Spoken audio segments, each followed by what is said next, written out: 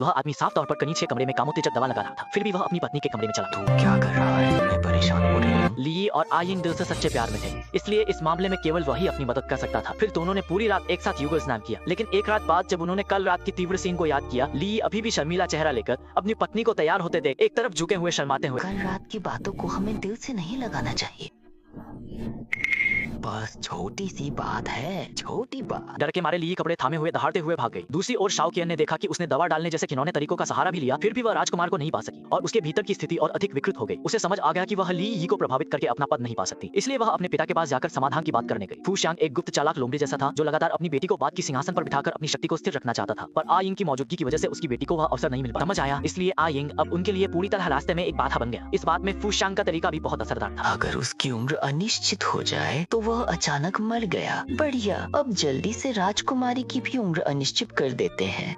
जैसे ही बात बनी, गुशियांग ने छिपकर बाहर के दुश्मनों से मिलकर अपना फायदा उठाया और शर्त रखी कि वे आयिंग को मार दे। उसी दिन आयिंग और नौकरानी ताओजी बाहर जाकर एक पुराने परिचित से मिले। क्योंकि वह व्यक्ति उनके पिता के अधीन था, आयिंग ने ज्यादा सतर्कता नहीं बरती, लेकिन जब उन्होंने सामने वाले से मिला बॉक्स लिया और खोलते ही तुरंत शाखा जैसी विषैली सुई निकल आई, तो आयिंग पूरी कोशिश करके बचा। फिर भी अंत में वह और ताओजी दोनों ही उन सुइयों से घायल होकर जमीन पर बेहोश गिर पड़े। उन्हें नहीं पता था कि यह सब उन्हें अपहरण करने वालों की योजना थी और भी कुछ बाकी है। अपने दादा भाई लिu चेंगफिंग हमेशा आयिंग से मोहित रहा, उसे ली के हाथों से छीनना चाहता था, इसलिए उसने उन लोगों के साथ मिलकर काम करने का फैसला किया। लेकिन उनका असली इरादा आयिंग की जान लेना था। जब उन्होंने देखा कि लिu चेंगफिंग अब काम का नहीं रहा, तो दोनों को एक साथ मारने की योजना बनाई। लिu चेंगफिंग ने इस बात को समझते हुए कहा कि वह उनकी मदद कर सकता है आयिंग को मारने में, बस अपनी जान बचा ले। फिर लिu चेंगफिंग ने एक विषैला गोलियां निकाला और आयिंग के मुंह में डाल दिया। एक संघर्ष के बाद आयिंग पूरी तरह से बेहोश हो गया। उसी समय ली ने पाया कि उसकी पत्नी गायब है। वह तस्वीर हाथ में लेकर सड़कों पर पागल की तरह ढूंढने लगा, लेकिन उसे पता नहीं था कि आयिंग अभी इस इमारत की ऊपर वाली मंजिल में छिपा है और वह लोग भी ली को देख लेते। इसलिए आयिंग की लाश की परवाह न करके वे लिu चेंगफिंग को खींचते हुए वहां से निकलने की कोशिश कर रहे। लिu चेंगफिंग ने इस मौके का फायदा उठाकर बंधे हुए जंजाल से मुक्त हो गया। नीचे के लोगों को संदेश पहुंचाने के लिए खिड़की तोड़ने की कोशिश की। इस हरकत ने उन लोगों को पूरी तरह से गुस्सा कर दिया और उन्होंने एक तलवार की वार से लिu चेंगफिंग की गर्दन में छेद कर फिर वे गुप्त रास्ते से भाग निकले,